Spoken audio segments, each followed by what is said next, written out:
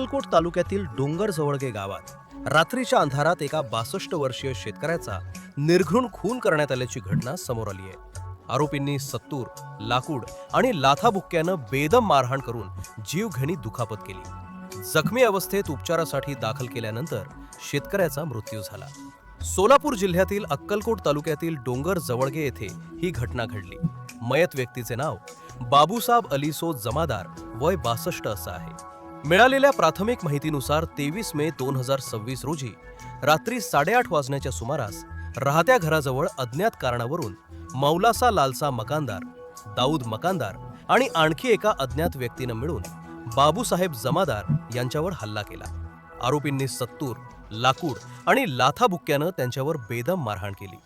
या मारहाणीत ते रक्ताच्या थारोळ्यात पडले। जखमी अवस्थेत त्यांना सोलापूर येथील श्री छत्रपती शिवाजी महाराज सर्वोपचार रुग्णालयात उपचारासाठी दाखल करण्यात आले। मात्र 24 मे 2026 रोजी रात्री 2:30 वाजण्याच्या सुमारास उपचारादरम्यान त्यांचा मृत्यू झाला।